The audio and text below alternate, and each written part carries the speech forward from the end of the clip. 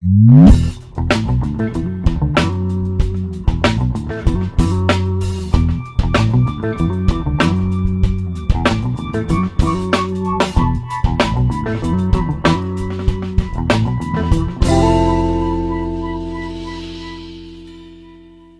mga kalingap, mga kapatid, mga kalingap viewers, kalingap subscribers, isang mapagpalang araw sa ating lahat. Mabuhay po tayong lahat. Pansin niyo po sa aking likuran, isang malinis at malinaw na sapa dito po sa kabundukan ng Kabikulan. Dito tayo upang patuloy po na mag-iikot. At naisip ko, pag-usapan natin ang ating kakilalang si Sangkay Loans, isa sa mga magaling na reaktor ni Kuya Bal Santos Matubang. Alam mo naman siya ngayon ang medyo mainit sa usapin pagdating sa social media, pagdating sa YouTube, mga kalingap. Pero bago yan, muli po ilalambing ko sa inyo na sana po suportahan natin si Kuya Bal. Sa hindi pa nakasubscribe, yan, patuloy natin suportahan si Kuya Bal, pakisubscribe, si Ate Edna at si Kalinga Prab. At siyempre po, pakisama na po ang inyong ordinaryong vlogger, ang Bobby TV 143, at kung maaari po, pakisama po ang aking misis na Celine TV 143. Ayun. So mga kalingap, pag-uusapan natin ngayon yung nangyari kay Sangkay na sa kabila ng lahat. Ngayon po, nakita naman natin kung paano niya tinanggap ang pagkakamali, kung paano niya tinanggap ang nangyari. At ngayon, napanood natin yung kanyang paghingi ng apology at pag-aayos doon sa problemang nangyari. Napakasarap sa pakiramdam. Napakasarap sa pakiramdam na makita ang ganito, no? Na willing tayong tanggapin kung anong mayroong pagkakamali tayo. Willing tayong ayusin kung anong gusot ang nagawa natin. Bilang po isang vlogger din, napahanga ako, mga kalingap, sa ginawa ni Sangkay Loans. Napapabilib ako sobra. Sa kabila ng lahat, masakit man, pero ito ang tama para sa akin. Ito ang tama. Wala pong, hindi po kawalan, hindi kaduwagan ang ayusin mo ang problema at humingi ka ng sorry sa taong iyong nasaktan. Isa po yan para sa akin, isang positibong paggawa ng tao na aminin, buuin muli, ayusin muli ang nasirang samahan.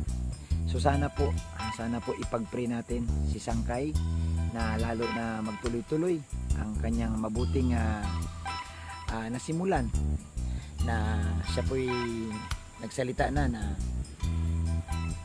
magkaayos, lalo na ang mga nakagalit ni Sangkay Loans. Kaya po sa iyo, sir, saludo po ang Bobby TV 143 sa iyong paggawa ng ganito hakbang, kasi ito po naman talaga ang dapat. Sino ba ang taong gusto lagi ang gulo? Sino bang taong gusto ang bangayan? Siyempre wala. Lahat naman tayo ang hangarin peace, ang hangarin magkaroon tayo ng peace of mind, na kahit saan ka magpunta, lahat ng masalubong mo nakangiti sa iyo. At kung maaari pa, lahat ng kasalubong mo aayain ka, kain muna tayo, pare. Di ba napakasarap sa pakiramdam? Kaya saludo ako sa ginawa ni Sangkay. Sana po tularan din natin si Sangkay doon po sa mga kasamahan natin na maliit lang naman na bagay, ayusin na lang natin upang smooth na tayo. Ang sarap po sa pakiramdam na wala kang kagalit. May basher ka man, pero hindi talaga super galit sa iyo. Natural lang naman yung basher, kasi kasama yan sa buhay natin. At yung mga basher na yan, isa pa yan sa mga nakakita kung anong mayroong mali tayo. Kaya nga po sana suportahan natin si Sangkay sa kanyang ginagawa. Mga kalingap, mga kapatid, napapahanga ako doon sa ginawa ni Sangkay. Kaya sana wag natin ibas, wag na tayo mangbas. Ang pinakamaganda talaga, sama-sama tayo sa pagtulong. Yung bang tulong na galing sa puso, wag yung tulong na gusto natin sumikat tayo. Dapat yung pagtulong talaga galing dito para sa iba. Masarap tumulong, mga kalingap, lalo na kung nakita mo yung tutulungan mo, sobrang hirap sa buhay. Masarap mga kalingap tumulong. Kaso nga lang, hindi talaga maalis minsan na mayroon talagang taong hindi sang-ayon doon sa ating mga ginagawa. Pero ganun pa man, pagdating ng araw, wala na mga may gusto ng masama eh. Lahat naman gusto ang kabutihan. So sana po, patuloy tayo sa pagtulong, lalo na kay Kuya Bal, kay Kalinga Prab, kay Ate Edna. At kung maaari, tama na po siguro yung ating mga pasaring, parinig. Nag-apology naman na si Sangkay. Siguro pagkakataon na mga kalinga para ayusin natin ang problema at ipag-pray natin na maayos na po ang lahat mga kalingap. Kaya sana po patuloy tayo maging inspirasyon para sa iba. Tulong tayo mga kalingap kung ano po natin gawin. Marami po ang nangailangan sa atin. Kung tayo lang po tumingin sa ating paligid, may mga taong nangailangan sa atin. Kailangan nila tayo, lalo na po sa kanila pang-araw-araw, kailangan nila tayo mga kalingap. Hindi lang natin napapansin kasi minsan wala na rin tayong time para tingnan yung ating mga kasama, ang ating mga kapwa. Pero alam niyo po, imulat nyo lang yung mga mata, nasa tabi-tabi lang sila, umaasa na balang araw mapansin nyo sila, balang araw matulungan nyo sila mga kalingap, mga kapatid. Napakasarap sa pakiramdam.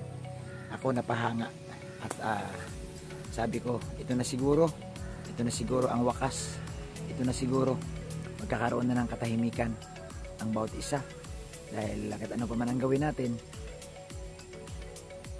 Pinoy pa rin tayo. Kahit ano man gawin natin, isang lahi pa rin tayo. Yan mga kalingap. So salamat po sa inyong lahat, sa inyong pagtuloy na pagsubaybay sa aming mga YouTube channel. Yan, huwag niyo pong kalimutan ang paki-subscribe, paki-support natin si Sangkay sa kanyang YouTube channel. Abangan pa natin mga kalingap ang mga susunod na mga upload ni Sangkay, kung ano po ba ang mga reaksyon ng kanyang gagawin pagkatapos ng lahat ng ito. So, at sana nga po tapos na, at sana nga po wag na po tayong magduda. Kung talagang makita naman natin na totoo ang kanyang paghingi ng tawad, wag na po tayong magduda. Salamat sa inyong lahat. Salamat sa inyong lahat. Ito na po yung oras mga kalingap na ayusin natin ang bawat isa. Kasi po, sa totoo lang, hindi naman natin alam kung ano ang bukas. Hindi natin alam kung kailan ka kunin ni Lord. Paano na lang pag kinuha ka niya na mayroon ka pang kagalit pala.